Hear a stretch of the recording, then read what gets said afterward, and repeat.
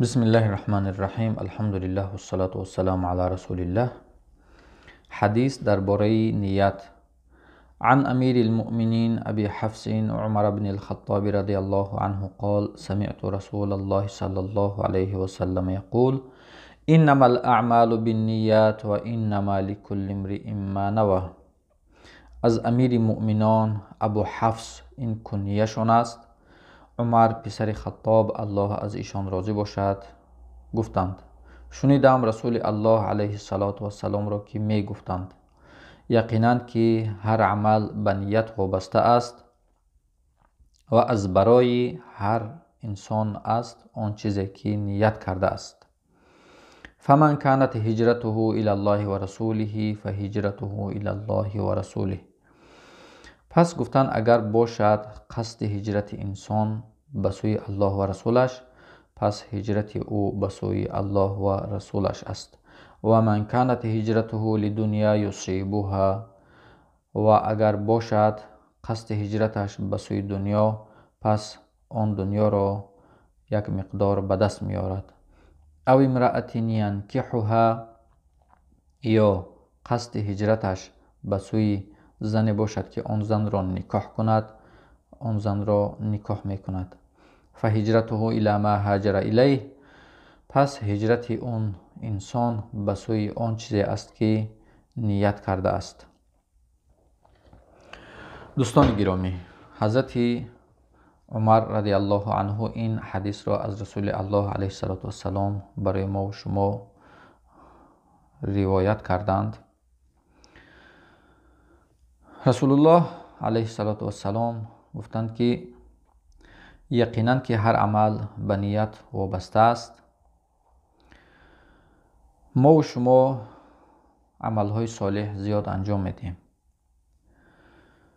اگر نیت ما به خاطر الله نباشد، نمازهایی که میخونیم، روزهایی که میگیریم، حج میریم، قرآن میخونیم، خیر احسان میکنیم، عملهای صالح زیاد انجام میدیم، اگر به خاطر الله نباشد، به خاطر رضای الله، خالص برای الله نباشد، اگر به خاطر ریا، خودنشانتی یا سمعه که مردم مرا تعریف توصیف کنند و ما بفهمم، به این خاطر باشد، همون نیت کردگی ما ثوابش در این دنیا میگیریم، اما در آخرت هیچ اجر ثواب در نزد الله دریافت نمیکنیم. و انما لکل امرئ ما نوى، و از برای هر مرد است یقینا که اون چیزی که نیت کرده است.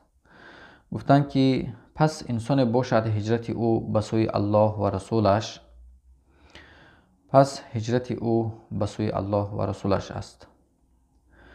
ما و شما اکثر مردم ما در شهرهای روسیه، در اروپا، امریکا، هر کشوری بیرون از وطن کار و فعالیت میکنیم، یا که بعضی ها به خاطر حفظ جانشان، مالشان، ناموسشان ترک وطن کردگی‌اند، یا به خاطر به دست آوردن رزق و روزی، کسب حلال به دست آوردن هجرت کردگی هستند.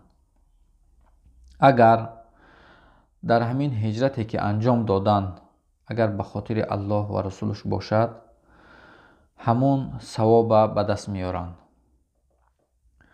وقتی که در هجرت قرار داریم، کوشش کنیم دوستان عزیز که عملهای صالح به خاطر الله انجام دهیم، زیرا مردمایی هستند که در همین مهاجرت هم میآیند، دیگر عبادت الله ترک میکنند، فقط از قفای کسب رزق و روزی هستند، حالان که اون زیادی مردم میبینیم که اهمیت نمیتن که از راه حلال به دست میارن یا که از راه حرام اون اهمیت نمیتین، یا که به کارهای فحش و زنا دست میزنن.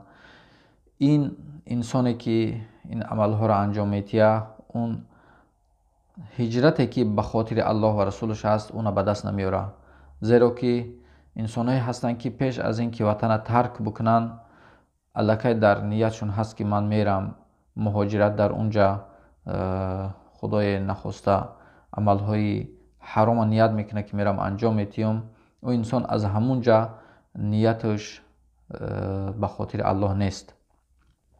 و من کانت هجرته لدنیا یصیبها، و شخصی که باشه هجرتش ترک کردن وطنش به خاطر دنیا، اون دنیا را به دست میاره، چنانه که الان گفتیم.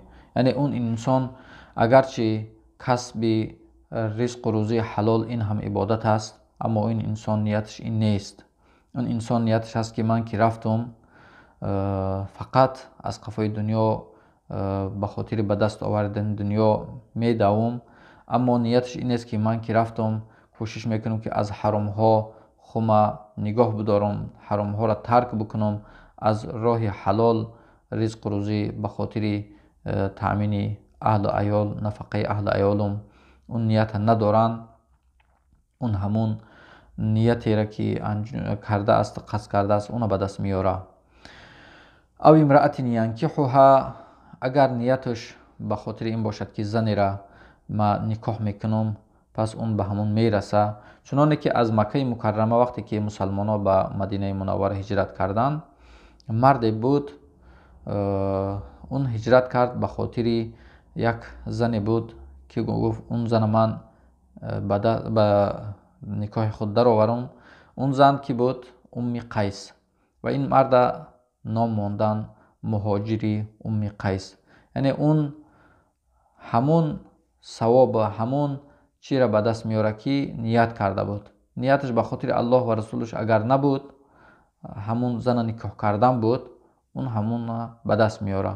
اما در آخرت ثواب هجرتی که انسان به خاطر الله و رسولش میکنه، این انسان به دست نمیاره، زیرا که نیتش اون نیست.